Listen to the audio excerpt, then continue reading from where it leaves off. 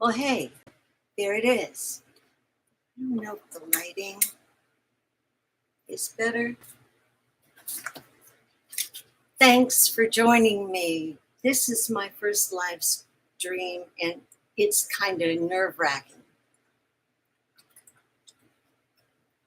It's easy to do videos and then just throw them up there. But doing a live stream is particularly challenging, and I am going to make this work because I really want to get this information to you. Particularly, I'm trying to get it so I'm not looking down. I need some consensus, and I'm hoping that I've got some people like me that think out of the box on here so that I can get some feedback. All right, so I don't know if any of you read Doug Vought's book, God's Day of Judgment, or any of his other books, because I should have gotten them out here, but he's written a number of them.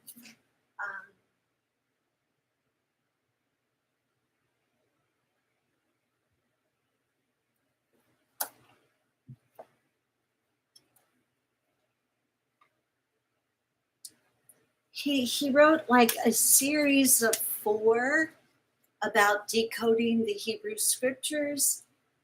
He wrote one called Pesos Christ, and a number of others. And he is a genius. There's no question about it. I don't want to get into his bio here because I already taped it, and I'm going to attach it.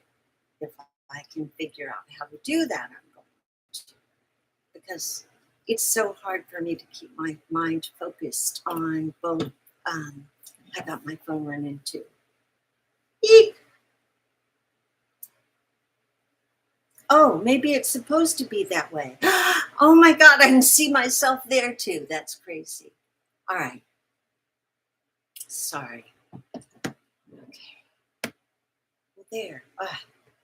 I'm getting this. It is nerve-wracking. Okay. It is nerve-wracking because this stuff is like crazy, crazy stuff. So yesterday and every day, I research because I want so badly to understand things, and so much has been accepted and not understood, and it bothers me. And I have, just since I got off, since I'm feeling great and everything, I have been hyper focused on getting this stuff. And I've been back and forth. First it was with the Judaism, trying to trace that way back, and to Maimonides, and I started trying to learn the Hebrew language, and then I found out Paleo Hebrew, and then I found out Akkadian and Sumerian, and then I did a ketamine treatment to get through the loss of the country and the Bible, and saw Sumeria right in front of me, and I had never even heard of it. And so one thing has led to the other with this process, but all the while I've been wanting to figure out, number one, what can I do to help? After I read Doug's work, I recognized the cyclical nature of this place we live, and I have to be proactive. So I've been trying to learn all I can. Another person that's been huge to help me is Randall Carlson, and also been, can't remember the last name, with Suspicious Observers. All of them are different, but they've all played a role in helping me to better understand, because it all goes together, which is one reason no one can ever figure out any daggone thing, because we just don't put it together. You got a part and I've got a part, and it's by design. So, all right. So I made up my mind I couldn't get anywhere with religion. I came to the conclusion that I like Judaism best, but in going back and back, you just run into occult stuff, and it's all about climatic changes and hurricanes and catastrophes. That's what all the myths are about. Myths and story tales and little songs are all meant to teach us real history. That's probably the only way we've ever had an opportunity to get any real history is like that. You know what? Let me see if I can. I don't know how to tell anybody I'm on here, but well, enough of that. I'm going to go back. Okay, so we'll get back on point, and somebody can watch it later, right? So I went back, and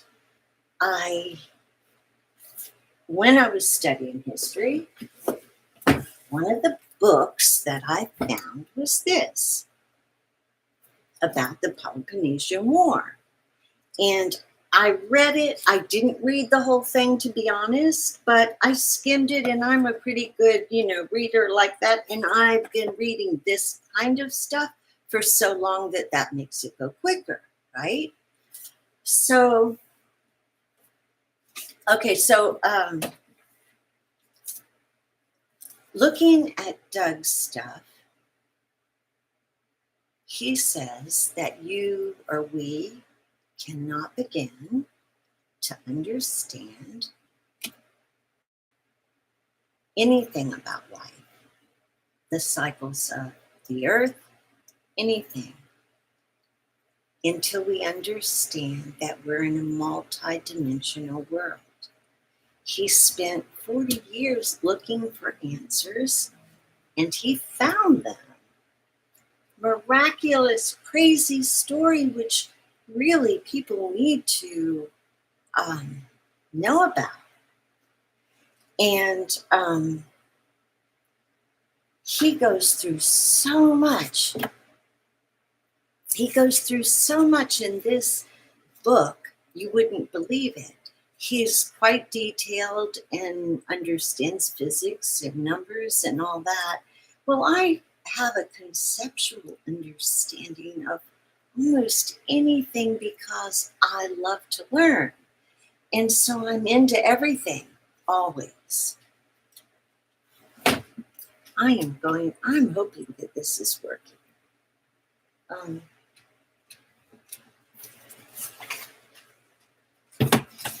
I don't know whether I'm on top or on bottom.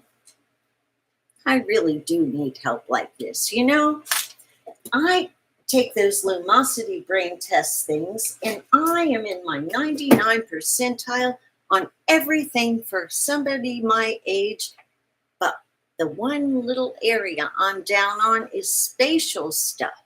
I just don't get it. I look too closely at things, and then I get the big picture. So I can look close or I can look big, but I can't look in the middle, which makes absolute sense because I've hated mediocre all my freaking life. All right. So, sorry about the so's. I know better than to use them.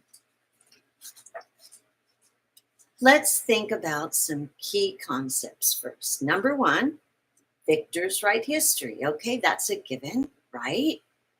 Number two, truth is universal. It should be confirmed in nature. That's what I expect. Number three, compartmentalization keeps us from the big picture. And I believe it's by design that, just like the guy with the UFOs that worked on him and came out as a whistleblower, but he said he couldn't ever explain the whole picture because he was never allowed to see the whole picture. Or, they each had a little piece. All right, so you know what that is, right? It's divide and conquer. You got that. What a man, these are all concepts now. What a man believes rules him. So whatever we believe, we're going to make choices out of that. So if our beliefs are wrong, then what? We're making wrong choices. And what does that do? Yeah, that's why we're here. We are response able and account able. We can be held accountable and responsible. Here's a huge concept that is frightening. We are addicted to our beliefs. Once we have something, you try talking to a Christian. I used to be one. Oh my God. They only know one language and it does not, it's the same words and they're curt with it. And oh my God, when I look, I see myself and I about flip the frick out. We become what we don't like if we're not careful. If we don't work proactively, we do. Discovery. It's up to us to do discovery.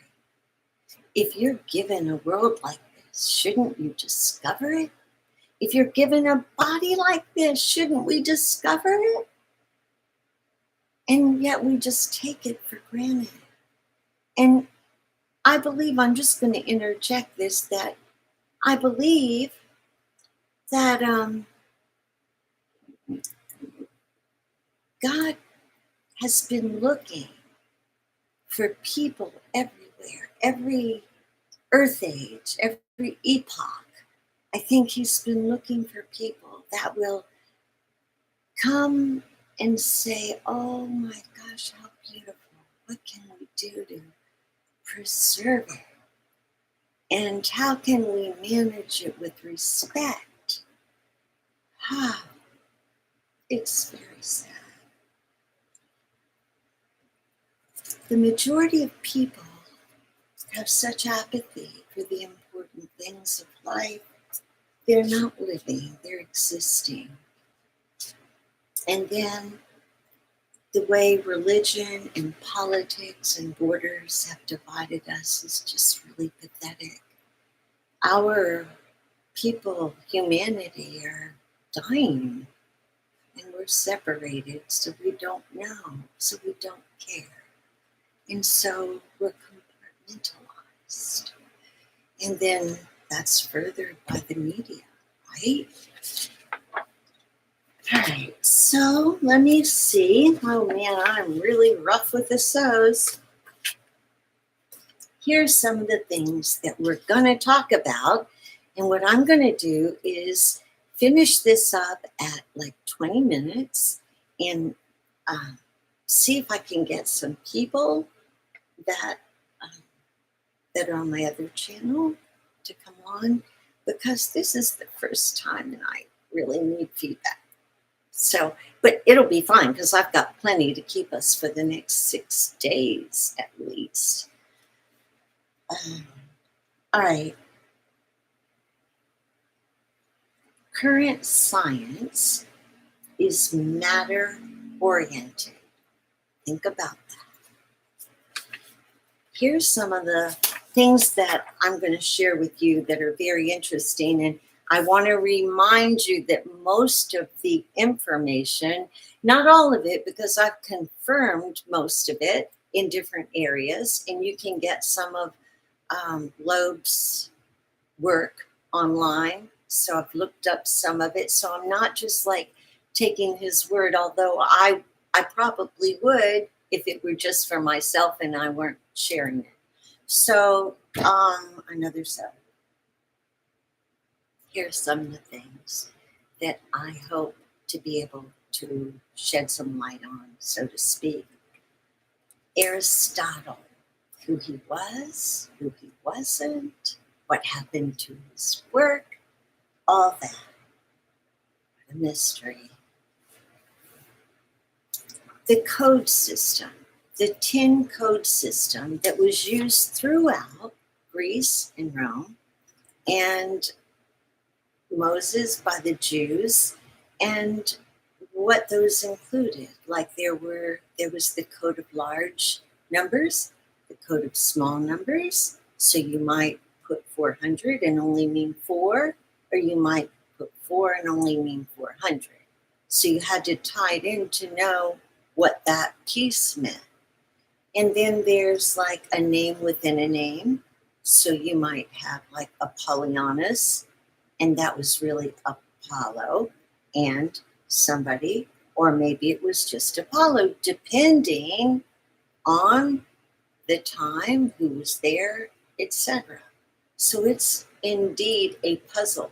I can't believe he figured it out. He's just, you know what? He was a man who knew how to think out of the box. What are some of the other things? Talk about the chain of custody of Aristotle's work and how it got corrupted, where it ended up. Talk about the timeline of things and some of the other names that we hear, Euclid, Strabo, names that we hear when you go back in history. And I want to talk about the history that's been hidden. Why? How? Who? Where? When? So we will definitely get to who, where, and when, which will give me enough information to pull together what I believe is exactly where we are at and have always been, and give us something to reckon with so that we can move forward. With truth, we have some freedom. And with knowledge, we have the power to move forward in the direction in which you and I choose.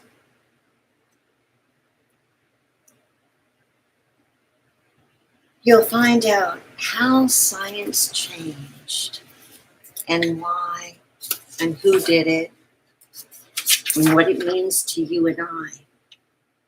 The huge deception of 2,000 years. Now, this work, Doug said, was first for scientists. I'm not a scientist, but I love science. And I'm a big picture thinker. And I love rocks and bones and all kinds of things. You can look, feathers, everything, nature. So I've got a good handle on that. So I read all the time. I've done so much research for the past years. I can't tell you. So I'm familiar with the names. I'm familiar with the places. I've been working with Jason Brashears, who is the best chronologer ever. He wrote When the Sun Darkens. And I also have taken a sacred geometry with Randall Carlson, which has been a huge help, in addition to going to his Cosmic Summit to learn about the history of catastrophism. I did not get to the most important part, but I think now that I've laid out a basis, I'll be able to move quickly to uncover what I think is life-changing for everyone. And I just, for the life of me, first of all, there's no reason why I ran into this except that I refused to quit.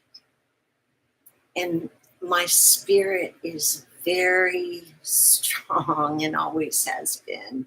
And it really plays a big role in moving me forward and always has.